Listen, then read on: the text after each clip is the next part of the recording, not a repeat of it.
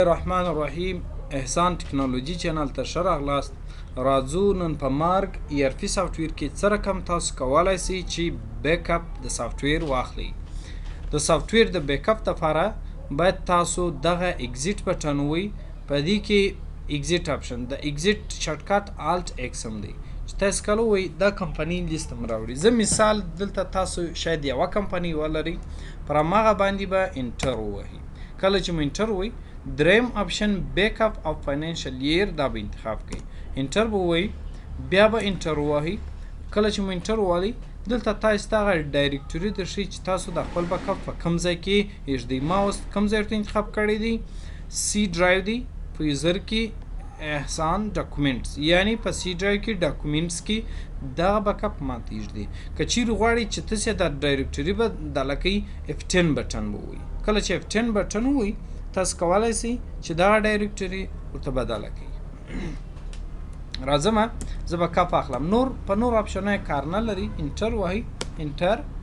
دلته کلاوډ بیکاپ که چیرې تاسو غواړئ چې د خپل بیکاپ مو کلاوډ ته هم پورته سي دا به ورته یس کړئ د اپشن. انټر به ووهئ. انټر به ووهئ. ایمیل بیکاپ دا به ورته یس کړئ. بیا به کلاوډ ته هم دا ستاسو بیکاپ پورته کېږي. دلته وایي کلاوډ ډرایو از ناټ سیټ، ځکه چې ما نه دي سیټ کړی. نو چې کله کلاوډ ډرایو سیټ یې ستاسو بیکاپ به همالته ځي. زه اوس راځم خپل بیکاپ ګورم چې آیا اخیستل سوی دی او که نه. ډاکومنټس ته ما اخیستی دی. دلته وګورئ دا ټول بیکاپونه ما اخیستی دي. دا ټول چې دي دا بیکاپونه دي. نو ستاسو بیکاپ چې دی همدلته کله چې واخلئ همداسې فایل وي. بیکاپ چې کله واخلئ د دې ایکسټنشن ډاټ MBK همداسې فایل دی. بیا د بیکاپ تاسو څه رقم کولی شئ چې رسټور یې کړئ. کله چې تاسو سافټویر ته رالاست، مثال زه په دا سافټویر کې ولاړم، زه غواړم چې د بیکاپ بیرته ریسټور کړم. د ریسټور دپاره به بیرته اگزیټ یا الټ ایکس شارټکټ ووهئ.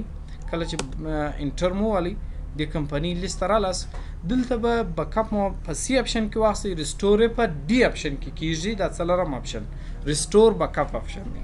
همدلته به انټر ووهئ. ریسټور فرام فایل دا به ورته انتخاب کړئ. دلته ډایرکټوري درته راولي، تاسو به ډایرکټوري انتخاب کړئ. ډایرکټوري کې ما بیکاپ چیرې ایښی دی؟ په ډاکومنټس کې دی. ډاکومنټس ورته انتخابوم. اوکې به کوم. دلته به ماته ټول بیکاپونه چې ما اخیستي دي هغه به راته راولي. مثال زه غواړم چې دغه بیکاپ ریسټور کړم، یا هر بیکاپ چې دلته ګور ډاټ MBK ایکسټنشن چې د ټول بیکاپونه دي. نو زه چې هر بیکاپ غواړم ریسټور یې کړم، زه به فقط هغه سلیکټ کړم. زه غواړم چې همدا بیکاپ ریسټور کړم. دا بیکاپ پر دې انټر وم. کله چې انټر وم دی ماته دا معلومات راکړي. دلته دوه اپشنه راته راولي. اووررایټ دا هغه وخت اووررایټ اپشن تاسو ته راولي کله دا بیکاپ یا دغه کمپنۍ اوس هم ستاسو سره په دا لیست کې موجود وي. نو کله چې تاسو اووررایټ کړئ دغه ډیټا بیا هماغه پخواني حالت ته ولاړ شي، دغه تاریخ ته به ولاړ شي 2023 د درېیمې څلرویشت بیکاپ. پر دا تاریخ ما دا بیکاپ اخیستی دی پر څو بجې 15:28 یعنې 3:28 بله دا بیکاپ اخیستل سوی دی. همدغه تاریخ ته به ټوله ډیټا ولاړ شي. که ته اووررایټ ووایې د دې کمپنۍ ده، فارما ډیمو په نامه ده دا کمپنۍ. او که چیرې کریټ کې فارما ډیمو به د یوه دانه موجود وي، دوهمه به موجوده شي. زه به کریټ کړم. دلته به ماته دوه بیکاپه د فارما ډیمو راته وښي. یو به د 2023 کالي د درېیمې میاشتې، بل به د اوسنۍ. نو دا دوه دانې شول. فارما ډیمو دا مخکې نور بیکاپونه اخیستي دي. نو داسې تاسو ته کولی شئ چې بیکاپ واخلئ او ریسټور یې کړئ.